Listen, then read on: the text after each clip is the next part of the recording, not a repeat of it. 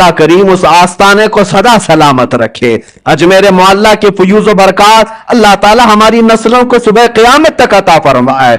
अजीज़ान गिरामी, अपने बच्चों को ये नसीहत भी करो, ये वसीयत भी करो कि हिंदुस्तान में हम गरीबों को इस्लाम मिला है तो वो अजमेर मुअल्ला की धरती का फैज़ है, सरकार गरीब नवाज के एहसानात हैं। हम हिंदी मुसलमानों के लिए एक अजीम तारीख 6 रजबुल मुरज्जब सरकार गरीब नवाज से भी वाबस्ता है और तकरीबन पूरे आलम में फैले हुए हिंदी मुसलमानों, बड़े सगीर के तमाम मुसलमानों के जुबान पर एक लफ्ज जारी है, छठी शरीर। छठी हो सकता है बच्चे के पैदा होने के 6 दिन बाद जो की जाती है या उसके लिए एक छोटा सा रस्म किया जाता है, उसको छठी कहा जाता है। लेकिन मुसलमानों के दरमियान जब भी छठी कहेंगे तो किसी बच्चे की नहीं बल्कि सरकार गरीब नवाज की याद आती है। सरकार मुइनुद्दीन हसन चिश्ती गरीब नवाज रदी अल्लाह ताला अन्हु अल्लाह की नेमतों में से एक नेमत है हमारे लिए। इस मुल्क अजीज के लिए अल्लाह ताला की एक रहमत कामिला है, जिनकी वजूद मसूद से, जिनके वरूद मसूद से अल्लाह ताला ने पूरे हिंद में बरकतें फैलाई और आज तक 800 साल के बाद भी वो बरकतें देखने को मिलती हैं। संजर एक इलाका है, एक शहर का नाम, पुराने जमाने में जो खुरासान हुआ करता था वहां का एक इलाका संजर था। इस शहर की एक खासियत मैं आपको बताऊं, इस गांव की, इस शहर में एक भी बंदा ऐसा नहीं था जो तहज्जुद ना पढ़ता, एक भी ऐसा नहीं था। हर घर वाला, हर घर का हर फर्द तहज्जुद जरूर पढ़ता था। एक दिन ऐसा आया कि सुबह हो गई अचानक और कोई तहज्जुद के लिए नहीं उठा। यह इत्तेफाक की बात नहीं है, उसमें बूढ़े भी हैं, जवान भी हैं, सारे लोग हैं, कोई एक भी बंदा ऐसा नहीं जिसकी तहज्जुद छूटती हो। तहज्जुद के लिए उन सब का एहतमाम हुआ करता था, पूरे शहर का, पूरे गांव का। लेकिन एक रात ऐसी आई कि उजाला हो गया और कोई तहज्जुद नहीं पड़ा। जब लोग उठ उठ करके घरों से वापस आने लगे, सबको अपना अफसोस होने लगा, इतना उजाला आ गया है और हमारी तहज्जुद रह गई है, कज़ा हो गई। अब फजर के वक्त का वो मंजर जो सुबह सादिक का होता है, सफेदी का, ये नजर आने लग गया। तो सब इधर उधर सरगर्दां थे। उसमें एक 90 साल की उम्र के बुजुर्ग थे, उनके पास सब लोग जमा हुए और कहा कि माजरा क्या है, ऐसा कैसे हो सकता है कि कोई एक भी बंदा ना जागा हो तहज्जुद के लिए? बरसों से हमारी तहज्जुद कज़ा नहीं होती। उस बुजुर्ग ने सारे लोगों को जमा किया, संजर की बात कर रहा हूं, संजर की बात कर रहा हूं। कहा कि मियां, ये जो सफेदी तुम देख रहे हो, ये सुबह सूरज के निकलने वाली सफेदी नहीं है, अभी रात मौजूद है और तहज्जुद का वक्त भी बाकी है। ये उजाला वो नहीं है जो रोज सूरज के निकलने से पहले आता है। चलो मेरे साथ। वो साहब कश्फ और साहब बसीरत बुजुर्ग थे, सारे कौम को लेकर के चलते आए और एक घर था हजरत ख्वाजा गयासुद्दीन का, जो सरकार गरीब नवाज के वालिद गिरामी है। उस घर के पास आए तो देखा रोशनी वहां से निकल रही है और उनके घर पर पूरी सफेदी है और पूरे शहर, पूरे गांव में उजाला फैला हुआ है। उस बुजुर्ग ने कहा चलो इस घर का ये मसला है। आए, घर पर दस्तक दिया तो हजरत ख्वाजा गयासुद्दीन बाहर आए, पूछा कि क्या मामला है, तो मुस्कुराते हुए कहने लगे आज मेरे घर में बेटे की विलादत हुई है और उसका नाम हसन रखा गया है। ये वही विलादत है जिसको आज पूरे आलम में गरीब नवाज के नाम से याद किया जाता है। अजीजान गिरामी वकार, जिनकी पैदाइश इस हाल में हो कि वो आते साथ पूरे शहर को उजाला बख्श रहे हो, तो फिर जिस मुल्क में कदम रखे इस्लाम का उजाला क्यों ना अता करेंगे। वो कुफ्र की अंधेरियों को छांट करके हमें इस्लाम की रोशनी देने के लिए ही तो आए थे। अजीजान गिरामी, सुल्तानुल हिंद मुइनुल हिंद सरकार गरीब नवाज रदी अल्लाह ताला अन्हु से हमारी सिर्फ मोहब्बतें और अकीदतें वाबस्ता नहीं है, बल्कि हमारे ईमान और इस्लाम का रिश्ता जुड़ा हुआ है। हकीकत तो बात यह है कि जितने भी सूफिया इकराम, जितने भी मशाइख, जितने भी औलिया हिंद में आए, उन सब की खिदमत अपनी जगह पर, लेकिन आज अलल ऐलान हम ये कह सकते हैं कि पूरे बर्रे सगीर के चप्पे चप्पे पर آج کلمہ پڑھنے والوں کو یہ احسان ماننا ہوگا کہ کلمے کی تلقین بھی غریب نواز سے ہمیں ملی ہے۔ سلطان الہند سرکار غریب نواز رضی اللہ تعالیٰ عنہ کی بے انتہا وسعتیں، محنتیں، ان کی کاوشیں تھی، جس کی وجہ سے اسلام آج ہر جگہ یہاں پر پھیلا ہوا اور چمک رہا ہے۔ اور اسی وجہ سے اب ہمیں ڈرنا بھی نہیں چاہیے کہ یہ غریب نواز کا پھیلایا ہوا دین ہے۔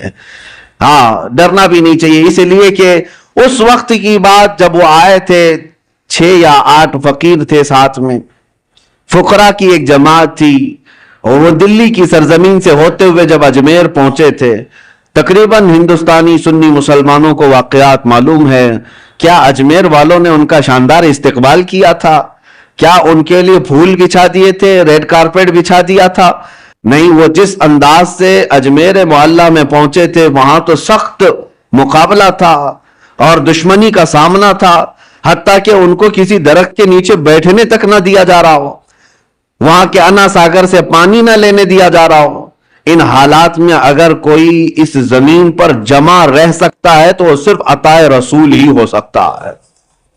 قرآن کہتا ہے جو لوگوں کو نفع دیتا ہے زمین میں وہ برقرار رہتا ہے، اور جو جھاگ ہے وہ اڑ کر چلا جاتا ہے، جو جھاگ ہے، کچرا ہے، وہ اڑ کر چلا جاتا ہے۔ سرکار غریب نواز یہاں تشریف لائے تھے، کسی کا قتل اور کسی کا خون کرنے نہیں آئے تھے، وہ انسانوں کو، اللہ کی مخلوق کو نفع پہنچانے آئے، جس کی وجہ سے آج تک زمین پر وہ برقرار ہیں۔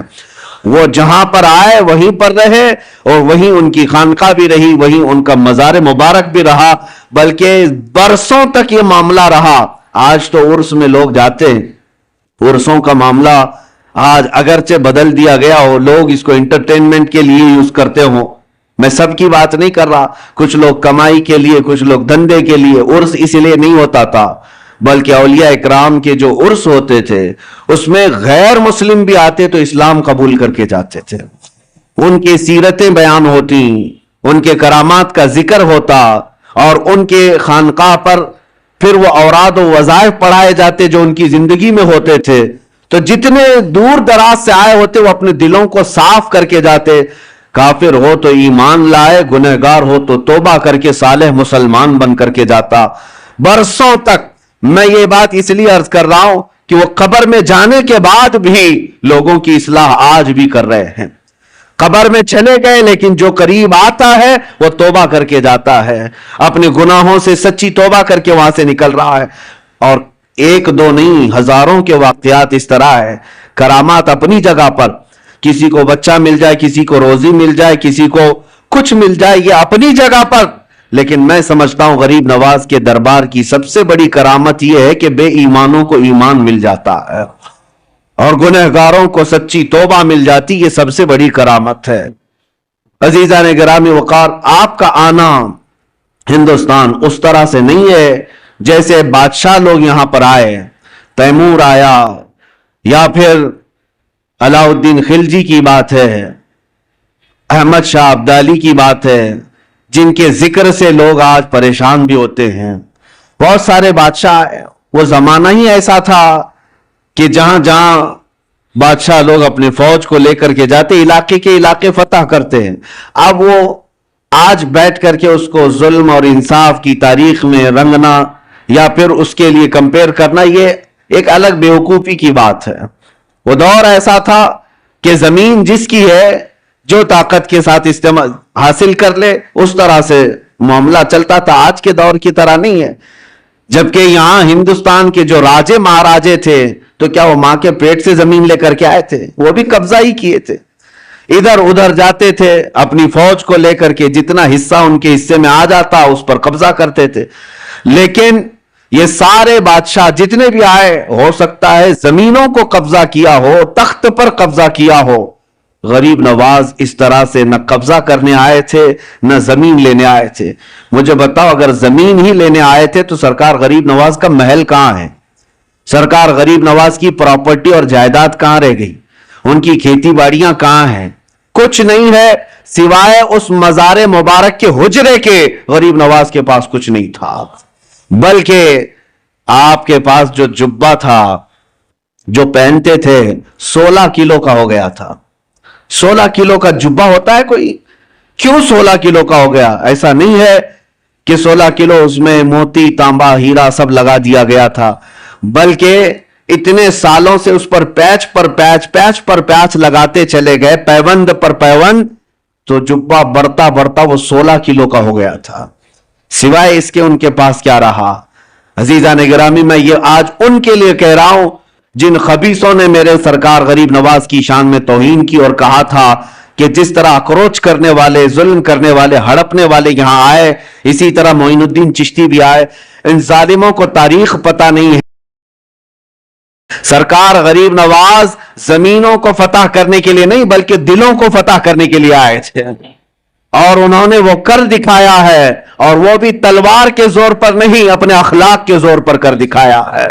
سلطان الہند غریب نواز رضی اللہ تعالیٰ عنہ اخلاق کیوں نہ ہو، کیوں نہ متاثر کریں؟ میں آپ کو بتاؤں، آپ کا ہر جمعرات کو روزہ ہوا کرتا تھا، ہر جمعرات آپ کا روزہ ہوا کرتا تھا، اور مریدین خانقاہ میں جو ہوتے، خلفاء، شاگرد، سب آپ کے ساتھ ہوتے۔ ایک بار ایسا ہوا کہ جمعرات کا دن ہی ہے، دوپہر کا وقت ہے، ایک فقیر آیا لاہور سے چل کر کے، بڑا دور کا سفر کر کے آیا، اور وہ درویش آیا، غریب نواز سے ملاقات کیا اور مٹھائی لے کر کے آیا تھا، سوغات تحفے کے طور پر، اور پیش کیا کہ حضور یہ میری طرف سے قبول فرما دیں، بڑی دور سے لایا ہوں۔ تو آپ نے ہدیہ قبول فرما لیا، چونکہ سنت ہے۔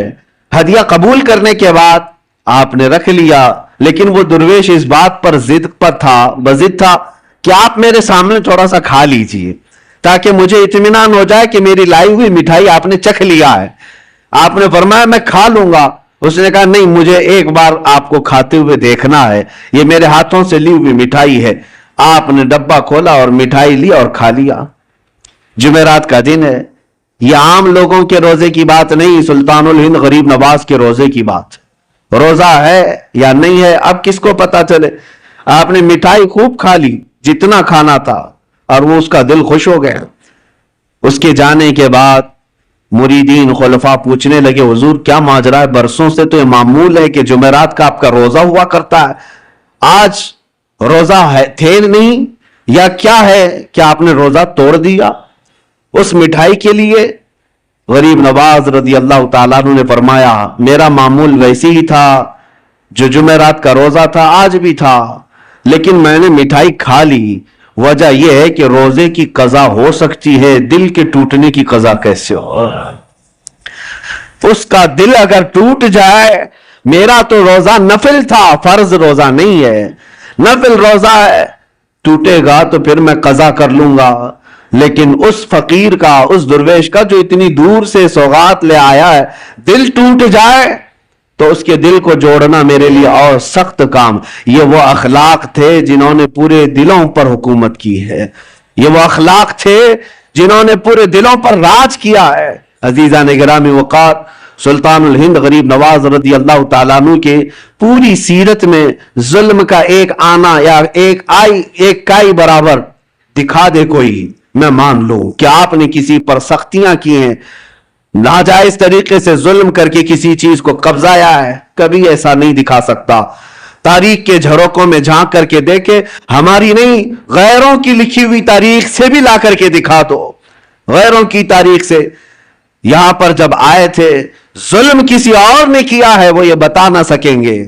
ایک بار سے آئے ہوئے درویش مہمان کے لیے اس کے پاس کچھ نہیں تھا، نہ ہاتھی گھوڑا تھا، نہ تیر تلوار تھے، فقط ایک گدڑی پہنے ہوئے جب ہندوستان کی سرزمین پر آیا تھا تو اس کے مقابل میں عام لوگ نہیں اترے تھے، وقت کے راجے اتر گئے تھے۔ ہاں، راجہ پرتھوی راج اپنی ایک شان رکھتا تھا، فوج رکھتا تھا، ساری چیزیں، ایک درویش سے لڑنے کی کیا ضرورت تھی؟ ایک فقیر جو کوئی تلوار نہیں رکھتا، کوئی ہتھیار نہیں رکھتا، راجہ کو اس کے مقابل میں اترنے کی کیا ضرورت تھی؟ اس درویش کی طاقت کا سب کو اندازہ تھا، اور ہمیشہ سے یہ رہا ہے۔ اسلام کے متعلق یہ تاریخ یاد رکھو، ستیزہ کار رہا ہے ازل سے تا امروز، شرار ابو لہبی سے چراغ مصطفی۔ ہمارے ہاں کبھی بھی کوانٹیٹی نہیں دیکھی گئی ہے، ہمارے ہاں صرف کوالٹی پر ہی دار و مدار ہوا کرتا ہے۔ سرکار غریب نواز رضی اللہ تعالیٰ عنہ درویش گدڑی پہنے چند فقیروں کے ساتھ آئے، لیکن مقابلہ کرنے کے لیے پوری فوج کھڑی ہے, سپاہی ہیں, بادشاہ ہے. اتنے پر بس نہ ہوا تو جادوگر بھی لائے گئے, جادوگر بھی لائے گئے. انا ساگر کا وہ مقام آج بھی موجود ہے, سب سے پرانے مندروں میں. وہاں پر ایک جادوگر بھی رہا کرتا تھا جو کبھی باہر بھی نہیں آیا تھا. اور اس کے بعد جب اس تک بادشاہ راجا کی یہ بات پہنچائی گئی کہ ایک درویش ایسا آیا ہے جو چمتکار پہ چمتکار کرتا ہے اور لوگ اس کے دیوانے ہوتے چلے جا رہے ہیں, آپ کچھ اس کی روک تھام کے لیے کریں. اس نے تقریباً 300 یا 500 پجاریوں کو بلایا, سب کو منتر دیے, کہا کہ ہم اس کا مقابلہ کریں گے. یہ میں آپ سے اس لیے عرض کر رہا ہوں کہ ہمیشہ تاریخ کو یہ دیکھتے آئیں حق و باطل کا مقابلہ, اور اللہ تبارک و تعالی حق کو ہمیشہ غالب رکھتا ہے. ایک درویش کے مقابل کے لیے 300 یا 500 لوگوں کو منتر دیے گئے, پڑھائے گئے, ٹریننگ کی دی گئی, اور اس کے بعد اسی پہاڑی کے دامن میں آپ کو بلایا گیا. آپ کے آنے سے پہلے وہ سب لوگوں نے دیکھا نہیں تھا کون آنے والا ہے. عام مقابلوں کی طرح اس مقابلے کے لیے بھی تیار تھے, جادو ٹونے کے ذریعے سے. آنے والا کون ہے کسی کو پتا نہیں تھا. لیکن جب سلطان الہند غریب نواز عطائے رسول ہیں, چہرے پر میرے مصطفیٰ کی وجاہت موجود ہے, نور ٹپکتا تھا پیشانی پر. جب آپ تشریف لائے, جب وہاں پہاڑیوں کے دامن میں قریب آئے, تو بڑے سادھو نے کہا کہ اپنے منتر پڑھنا شروع کر دو تاکہ اس پر اب اثر شروع ہو جائے. عجیب حالت ہے کہ ہم نے تاریخ میں دیکھا کہ وہ 300 کے 300 دوڑتے ہوئے گئے, لا الہ الا اللہ, لا الہ الا اللہ, لا الہ الا اللہ, یہ کرتے ہوئے ان کے قریب آئے. اور اس کے بعد سرکار غریب نواز رضی اللہ تعالیٰ عنہ کے قدموں میں وہ گرے. آپ نے سب کو اٹھایا جو برسوں سے کسی جاپ میں تھے لیکن وہ مریدین کے حلقے میں شامل ہوئے. اس وقت جو بڑے بڑے لوگ جادو والے تھے انہوں نے یہ اعلان کیا کہ یہ جادوگر نہیں ہے جس سے ہم مقابلہ کر رہے ہیں, جادو کا معاملہ الگ ہوتا ہے. اس کے پاس جو زبان ہے وہ کوئی اور ہے جو دلوں کو بھی خرید لیا کرتی ہے. عزیزان گرامی وقار, مقابلے تو ہوتے رہے, وہ تنہا رہے, لیکن اللہ رب العزت کی ذات پر توکل اور یقین ایسا تھا. آپ کو میں ایک بات بتاتا ہوں, یہ وہ دور تھا جب آپ ہندوستان آ رہے تھے. شہاب الدین غوری, اس نے کئی مرتبہ حملے کیے تھے پرتھوی راج کے ساتھ اور کئی راجاؤں کے ساتھ, لیکن شکست کھا کر کے جاتا تھا. آپ سرکار غریب نواز تشریف لا رہے تھے, وہ شکست کھائے ہوئے جا رہا تھا, تو نظر پڑی یہ فقیروں کے قافلے پر کہ یہ کہاں جا رہے ہیں.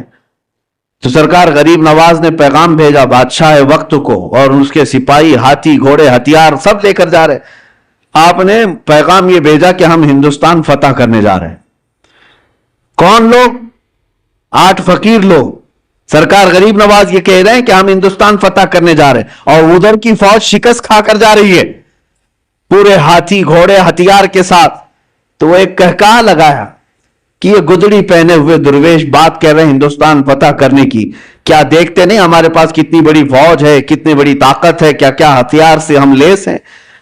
تو سرکار غریب نواز نے فرمایا بات یہی ہے, فرق یہی ہے کہ تم جب بھی جاتے ہو یہ ہاتھی گھوڑے اور ہتھیاروں پر بھروسہ کر جاتے ہو, معین الدین اللہ کے بھروسے جا رہا ہے, اللہ ہمارے ساتھ ہے. اور تاریخ نے آج دیکھ لیا جو اللہ پر توکل کر کے آیا تھا 800 سال گزر گئے, کرسی ابھی ہلنے کا نام نہیں لیتی. آج تک وہ حکومت قائم ہے, دلوں پر قائم ہے, دلوں پر قائم ہے. عزیزان گرامی وقار, ہم تو ہم ہیں, غیر بھی ان کو سلطان الہند کہتے ہیں. سرکار غریب نواز رضی اللہ تعالیٰ عنہ کی عظمت کو آج تسلیم کرتے ہیں. میں جو بات عرض کر رہا تھا وہ یہ, مقابلے کیوں نہ ہوں گے, ہر طرح سے ظلم کے ساتھ آپ کو شکست دینے یا ہٹانے کی کوششیں ہر لمحہ ہوئی, لیکن ایک درس ملتا ہے آپ کی زندگی سے, ایک درس ملتا ہے, چاہے اندھیرا کتنا بھی آ جائے صبح تو ہونا ہے, رات کتنی کالی کیوں نہ ہو جائے سورج کو نکلنا تو ہے ہی ہے. اس لیے میرے عزیزو, زندگیوں میں اگر کبھی کٹھنائیں آئیں, مصیبتیں آئیں, مشقتیں آئیں, تو ایسا نہیں کہ زمین چھوڑ کر بھاگ جائیں یا ہا ہو کر کے اپنے آپ کو بے قابو کر لیں, بے صبرا پن دکھائیں. نہیں, تھوڑی دیر انتظار کریں. اللہ کریم اپنے بندوں کو آزماتا ہے, اور جو استقامت کے ساتھ جمے رہتے ہیں پھر اپنی مدد بھی نازل فرماتا ہے. मदद भी नाजिल फरमाता है। आप क्या समझते हैं कि सरकार गरीब नवाज जैसी आए सब करामतों से सब कुछ हल करते चले गए? सब कुछ हल करते चले गए, इधर करामत दिखाई इधर खाना आ गया, इधर करामत दिखाई इधर कपड़े आ गए? नहीं, औलिया कामिलीन अपने नफ्स के लिए, अपनी जात के लिए करामतों का सुदूर नहीं करते। हाँ, वो बेइख्तियार उनसे कुछ काम सादिर होते हैं, बेइख्तियार होते हैं। वो ऐसा नहीं है कि कोई मुवक्किल है उसको कह दें हाजिर हो जा, अभी मुझे सोना ला करके दे दे, अभी मुझे चांदी ला कर दे दे, मिठाई की ख्वाहिश हुई फला मिठाई की दुकान से मिठाई ला के दे दे। ये करामतों का मतलब ये नहीं होता। वो अपनी जात के लिए, पेट भरने के लिए करामतों का इस्तेमाल नहीं करते। उनके पास करामतों का इख्तियार था, बावजूद उसके फाके पर जिंदगी गुजारते थे, मशक्कतों से गुजरे हैं। आपको पता है, आपके एक साहबजादे ख्वाजा हुसामुद्दीन रहमतुल्लाह ताला अलैह बचपन में मदरसे से पढ़ करके आ रहे थे, और भी तलबा थे, किसी उस्ताद के पास पढ़ करके आ रहे थे। बीच रास्ते में वो उनको चक्कर आ गया और गिर गए। दोस्तों ने उठाया, कहा हुसामुद्दीन क्या बात है? कहा 2 दिन से हम खाना नहीं खाए, सरकार गरीब नवाज के बेटे हैं, खाना नहीं खाए, भूख की शिद्दत है कि आज कमजोरी आ गई, गिर गए। तो वो दोस्तों ने पूछा क्या आप नहीं खाए? तो आपके वालिद कहा वो पिछले 8 दिन से तो फाके में है, वो रोजा रखते हैं, दिन में शाम में पानी पी लेते हैं, उनका तो फाका और है। बेटे ने सिर्फ इतना कहा दोस्तों से, सब गए अपने अपने घरों में जाकर कहने लगे कि आज तो बड़ा गजब हुआ, हमने सुल्तानुल हिंद मोइनुद्दीन हसन चिश्ती रज़ियल्लाहु ताला अन्हु के बेटे को फाके में गिरते हुए देखा, और उन्होंने बताया कि उनके घर में फाका चल रहा है। जब बच्चों ने यह बात पहुंचाई अपने वालिदैन से, तो शाम से पहले पहले जितने मुताल्लिकीन थे सब बड़े बड़े तबक खाने के भर भर करके खानका पर ले आए। हजरत सरकार गरीब नवाज बैठे हुए थे, देखा अचानक आज खाने का इस तरह वाफर इंतजाम, कसीर तादाद में खाना आ गया है। पूछा कि ये बात क्या है, आज इतना खाना कैसे आ गया? लोगों ने कहा कि हुजूर आपने कभी इशारा तक नहीं किया कि आपके घर पे फाका है, हम गरीबों को आप हुक्म फरमा दें हम अपनी जान हाजिर कर दें, कैसे तुम लोगों को किसने बताया? सरकार गरीब नवाज ने पूछा। तो लोगों ने कहा आज हजरत आपके साहबजादे हुसामुद्दीन चकरा कर गिर गए थे, पूछा हमारे बच्चों ने, तो उन्होंने बताया कि आप पिछले 1 हफ्ते से फाके में हैं और वो कमजोरी की वजह से गिर गए थे। हजरत ख्वाजा गरीब नवाज रज़ियल्लाहु ताला अन्हु खाना तो खा लिए, उनके साथ बैठ करके खाए, और उसके बाद अपने घर पर आए, बुलाया हुसामुद्दीन कहां है? बेटा सामने आया, कहा अब मेरी नजरों से तुम हमेशा के लिए दूर हो जाओ, इसलिए कि यह फाका मैं दुनिया के लिए नहीं मेरे रब की रजा के लिए करता था, और जो मेरे और मेरे रब के राज को बाहर लोगों में अफशा करे, मैं उसे अपनी छत के नीचे नहीं देखना चाहता। यानी इस बात से आप अंदाजा लगाएं कि यह नहीं है कि करामतों के ज़ुहूर और सुदूर से तबक के तबक वो खाने उतरवाएं, अगर वो चाहते तो यकीनन अल्लाह जरूर देता। वो सोने चांदी के कलाई किए हुए महल में रह सकते, लेकिन औलिया कामिलीन पहले स्ट्रगल करना सिखाते हैं, मशक्कतों का सामना करना सिखाते हैं, क्योंकि सुन्नत मुस्तफा यही है, नबी पाक सल्लल्लाहु ताला अलैहि वसल्लम की सुन्नत यही है। आज थोड़ी सी मुसीबतों पर हम घबरा करके वावेला मचाते हैं, हालात खराब हैं, इधर जाओ उधर जाओ। हुआ क्या तुम्हारे साथ आज? किसने तुम्हें आज आजमाया है? वो तलवारों के नीचे भी सजदे नहीं छोड़ते थे। आज तुम्हें कौन है जो अजानों से रोकता है? कौन है तुम्हें मस्जिदों में जाने से रोकता है? कोई नहीं रोकता। तुम तो आज महवे ख्वाब हो और खर्राटे लेते हुए अपनी नमाजें कजा कर जाते हो, कोई तुम्हें रोकने वाला नहीं। ऐशो इशरत आज अल्लाह ने इतना दिया है जितना माजी में कभी लोगों को मिली नहीं होगी। आज तक बताओ, क्या तुम या तुम्हारी औलाद कभी नंगे रहे? क्या कोई रात ऐसी हो कि मजबूरी की वजह से या बेसरो सामानी की वजह से तुम भूखे सो गए हो? नहीं, अपनी पसंद से हो सकता है कोई भूखा सो जाए, लेकिन गुर्बत की वजह से भूखा सोए कोई आज बहुत मुश्किल नजर आता है। सबको अल्लाह आज खिला रहा है, सबको पिला रहा है, सबको पहनाया है, सारी नेमतें हमारे पास है, लेकिन इस्लाम को जो हमने अजनबी बना रखा है अपने घरों में, यह बहुत हैरत की बात है। یہ بہت حیرت کی بات ہے. جس اسلام کا نام ہمیں عزت دیتا ہے, جس مصطفیٰ کی نسبت ہمیں عزت دیتی ہے, اسی اسلام کو ہم نے آج اجنبی بنا کر رکھا ہے. اجنبی کا مطلب کیا ہے؟ ہم اسلام زندہ باد, اسلام زندہ باد کے نعرے سڑکوں پر لگا سکتے ہیں, اپنے گھر میں لگاؤ, اپنے گھر میں اسلام کو زندہ کر کے دکھاؤ. تم اپنی بیٹیوں پر اسلام کو پسند کرتے ہو؟ کیا تم اپنی بیویوں پر, اپنی بہنوں پر اسلام کو پسند کرتے ہو؟ اگر اسلام کو پسند کرتے تو ان کا حجاب کیوں آج نکل گیا, ان کا پردہ کیوں نکل گیا؟ گویا کہ ہم اسلام کو صرف مسجدوں میں پسند کرتے ہیں. باہر شادی محل میں جا کر کے دیکھیں, ہال میں, وہاں کوئی اسلام نہیں ہے. اسلام کو پسند ہی نہیں کرتا مسلمان, اجنبی بنا رکھا ہے. اپنے برتنوں پر, اپنے دسترخوانوں پر کیا اسلام کو پسند کرتے؟ اگر تمہیں اپنے کھانے میں بھی اسلام پسند تھا تو یہ کیا ہے کھڑے کھڑے قطاروں میں جو کھاتے ہیں, کیا یہی اسلام ہے؟ اگر تمہیں اپنے لباس میں اسلام پسند تھا تو ذرا اپنے اوپر جھانک کر کے دیکھ لیتے. اپنے چہرے پر اگر اسلام پسند تھا, آئینے میں جا کر دیکھ لیتے. ہم نے خود اجنبی بنا دیا ہے اسلام کو اپنے گھروں میں, اور ہم بات کرتے ہیں اسلام کے لٹنے کی, کہ اسلام کو فلاں لوٹ رہا ہے, اسلام کے اوپر فلاں جو ہے ظلم کر رہے ہیں. خود اپنوں کا جو ظلم ہے اس کا کیا ہے؟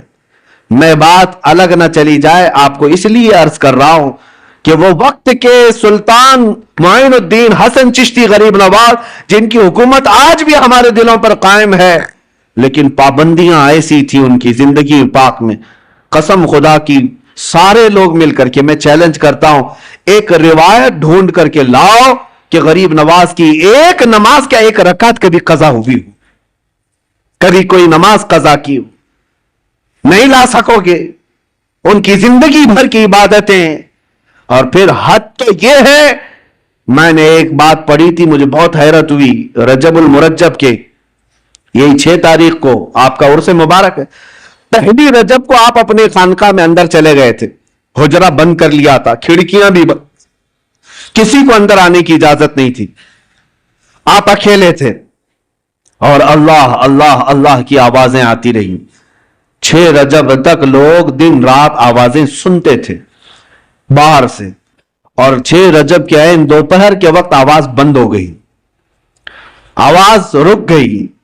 اب میں آپ سے پوچھتا ہوں کہ ایک کمرہ پورا چاروں طرف سے بند ہو, کھڑکیاں بھی بند ہیں, دروازے بھی بند ہیں, اندر کیا حال ہوگا؟ گرمی کا حال یا پسینے کا حال کیا ہو سکتا ہے؟ کوئی ہوا کا انتظام نہ ہو, آپ اندازہ کر سکتے ہیں.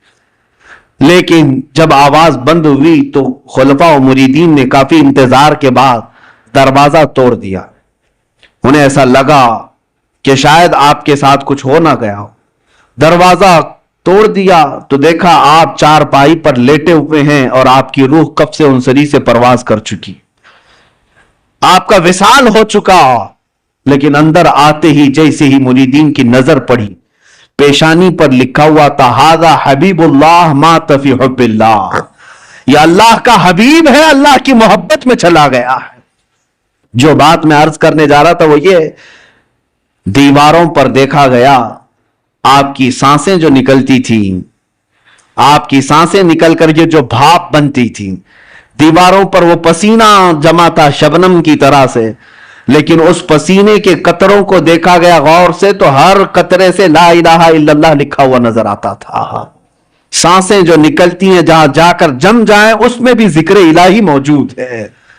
عزیزان گرامی وقار, جن کی عبادتوں کا اور ریاضتوں کا یہ حال ہو تو کیا رب تبارک و تعالیٰ انہیں یہ مقامات علیہ نہیں عطا فرمائے گا؟ یقیناً کرامات اپنی جگہ پر, لیکن جو انہوں نے سٹرگل کیا اپنی زندگی میں, مشقتیں اٹھائی ہیں, جو عبادات اور ریاضات کے ذریعے سے انہوں نے اپنے نفس کو مارا ہے, وہ بھی تو ہمارے لیے درس ہے. آج وہ بھی تو ہمارے لیے درس ہے. 1 روپیہ یا 1 سکہ کسی کا حرام کا آپ کی خانقاہ تک آپ نے کبھی آنے نہیں دیا, کبھی آنے نہیں دیا. یہاں تک کہ نظر و نیاز جو آتے اس کو خیرات کر دیتے تھے. جب اپنے آپ کو اس طرح بچا لیا جائے تو مقامات بلند عطا ہوتے ہیں. آج سلطان الہند غریب نواز کے عرس کا مقصد صرف یہ نہیں ہے کہ آپ جائیں اور ایک چادر چڑھا دیں, مہنگی پھول چڑھا دیں. اس غریب نواز کو ہماری چادروں کی کوئی ضرورت ہی نہیں, اللہ نے جنتی چادر انہیں پہلے سے پہنایا ہوا, وہ جنتی جوڑے میں ملبوس ہیں. ہاں یہ اور بات ہے کہ ہم عظمت شان کے لیے چادر پیش کرتے ہیں, ان کی شان و شوکت ان کی رفعت کے لیے پیش کرتے ہیں, یہ اور بات ہے, میں اس کا منکر نہیں ہوں. لیکن اگر تم یہ سمجھتے ہو کہ چادر پیش کرنے کے بعد ہی میری ذمہ داری ختم ہو گئی, یہ تمہاری خام خیالی ہے. اصل مسئلہ ان کے دربار میں چادر پیش کرنے کا نہیں, اصل مسئلہ یہ ہے جاؤ تو اپنا دل ان کے قدموں میں رکھ کر کے آ جاؤ اور عرض کرو کہ آپ میں زندگی اپنی مرضی سے نہیں آپ کے اشاروں سے جینا چاہتا ہوں. آپ کو پتا ہے آپ جب سفر سے آ رہے تھے مدینہ طیبہ سے اجمیر, بیچ میں ایک علاقہ آتا ہے سبزوار, یہ آج کے ایران میں ہے, اور وہاں پر آپ کا قیام ہوا ایک باغیچے کے پاس, اور وہ بہت خوبصورت باغیچہ تھا, اس کے اندر ایک حوض تھا. یہ باغیچہ اور حوض وہاں کے حاکم کا تھا, اس وقت کا جو حاکم تھا بڑا ظالم آدمی, لوگوں کا مال اتنا لوٹتا تھا کہ لوگ پریشان تھے, ہفتہ وصولی والا سسٹم. اور پھر اسی کا اس کا ایسا ظلم تھا کہ کوئی باغیچے میں اجنبی نہ آئے. اتفاق ایسا کہ سرکار غریب نواز وہیں پر قیام کیے اور آپ کی نماز کا وقت آیا تو اس حوض سے آپ وضو کرنے چلے گئے. تو وہاں پر جو پہرے دار تھے انہوں نے کہا, منع کیا کہ یہ حاکم سبزوار کا ہے, آپ مت آئیے, اگر اس کی نظر پڑ گئی تو بہت سختیاں کرے گا. حضرت سرکار غریب نواز نے فرمایا میں عبادت اللہ کی کر رہا ہوں اور اللہ میرے ساتھ ہے. بس آپ نے وضو فرمایا, ابھی وضو کر ہی رہے تھے کہ وہ حاکم باغیچے میں داخل ہو گیا. جیسی آیا اور چیختا چلاتا کہ ایک اجنبی میرے آرام گاہ میں کیسے آ گیا ہے اور کیسے یہ حوض میں پانی لے کر کے استعمال کر رہا ہے. سرکار غریب نواز نے اس کی طرف کوئی توجہ نہ فرمائی, کوئی توجہ نہیں. وہ دندناتا ہوا قریب آیا, آپ نے پورا وضو فرمایا, وضو کرنے کے بعد اپنے قطرے چھڑک دیے اور پھر اس کی طرف ایک جمالی نظر ڈالی, اور وہ حاکم سبزوار دیکھتا رہ گیا اس حسین صورت کو. جو کرنے آیا تھا وہ کچھ اور کام تھا, لیکن قدموں میں گر کر کے توبہ کرنے لگ گیا. کہا کہ آپ جس وقت یہاں آئے مجھے پتا نہیں تھا, لیکن اب جس وقت آپ میرے دل میں آئے ہیں عزم کرتا ہوں کہ زندگی بھر مجھے اپنے دامن سے دور نہ کریں. میرے عزیزو, سلطان الہند کے پاس آئے, لیکن حاکم سبزوار جو تھا غریب نواز کے قدموں میں گر کر معافی مانگا, توبہ کیا, اور اتنا ہی نہیں بلکہ واپس جانے کے بعد زندگی بھر لوٹی ہوئے مال کو سب کے اصل مالکوں تک پہنچایا, سب کو لوٹایا اور اپنا گھر بار بھی بیچ دیا. تب سرکار غریب نواز کے پاس آیا, کوئی نظر و نیاز لے کر کے نہیں, کوئی تحفہ تحائف لے کر کے نہیں, بلکہ آیا اور کہا اب آپ کا یہ غلام سب دے کر کے آیا ہے, سوائے دل کے اب کچھ نہیں رہ گیا, وہ میں آپ کے پاس لے آیا ہوں. سلطان الہند غریب نواز نے قبول فرمایا, بیعت ارادت میں ہی نہیں بلکہ اپنے عظیم خلفاء میں اس کو شامل فرمایا, خلافت عطا کی. بعد میں تاریخ میں موجود ہے سبزوار کے اللہ تبارک و تعالیٰ نے سبزوار کے ان کو قطب بنایا, اپنے وقت کے قطب تھے. کہاں ظلم و ستم کی داستان رکھنے والا, کہاں قدموں میں آ کر کے دل دینے والا اللہ کی ولایت حاصل کر جاتا ہے. میں یہی عرض کرنا چاہتا ہوں, تم تحفے تحائف اپنی جگہ پر جاؤ, اپنا دل قدموں میں رکھ کر کے آؤ, عرض کرو کہ سرکار مجھے اپنے ساتھ لے لیں, آپ ایک اشارہ فرمائیں میرے دل کی اصلاح ہو جائے. پھر اگر غریب نواز قبول فرما لیں یقیناً زندگی کی کایا ہی پلٹ جائے گی, ایک نیا انقلاب دیکھنے کو ملے گا. اللہ کریم اس آستانے کو سدا سلامت رکھے. اجمیر معلیٰ کے فیوز و برکات اللہ تعالی ہماری نسلوں کو صبح قیامت تک عطا فرمائے. عزیزان گرامی, اپنے بچوں کو یہ نصیحت بھی کرو, یہ وصیت بھی کرو کہ ہندوستان میں ہم غریبوں کو اسلام ملا ہے تو وہ اجمیر معلیٰ کی دھرتی کا فیض ہے, سرکار غریب نواز کے احسانات ہیں. اس لیے کیا انٹرنیٹ کا زمانہ ہے, ڈیجیٹل زمانہ آنے والا ہے, کل کو چل کر کے کوئی ٹائی سوٹ بوٹ والا کوئی آئے اور کہہ دے کہ ہم نے اسلام پھیلایا ہے, تو ہمارے بچے تو گوگل والے ہیں, ہمارے بچے تو گوگل کے شاگرد ہیں، ان کو یہی نہ لگنے لگ جائے کہ سارا اسلام گوگل سے پھیلا ہے۔ اس لیے بچوں کو یہ سمجھاؤ، گوگل ہو کہ پوگل ہو، یہ بہت زمانے کے بعد کی بات ہے۔ سلطان الہند غریب نواز اس وقت اسلام پھیلا رہے تھے جب تو تار کا بھی سسٹم نہیں تھا، جب ٹیلی فون کا بھی معاملہ نہیں تھا، لیکن اپنی مختصر سی زندگی میں 90 لاکھ لوگوں کے دلوں میں اسلام کو روشن فرمایا۔ وہ ان کا احسان ہے اور یہ احسان صبح قیامت تک رہے گا۔ اللہ کریم سرکار غریب نواز کے دربار سے ہم سب کی نسبتوں کو ہمیشہ سدا قائم رکھے۔ عرض یہی کرتا ہوں اس غریب نواز کے دربار میں کہ ہماری سلامی وہاں تک پہنچ جائے، جمعہ میں یہاں بیٹھے ہوئے ہر عاشق کو مولا اجمیر کی حاضری قبول فرما لے۔ خواجہ ہند وہ دربار ہے اعلیٰ تیرا، کبھی محروم نہیں مانگنے والا تیرا۔ وآخر دعوانا الحمدللہ رب العالمین۔ السلام علیکم۔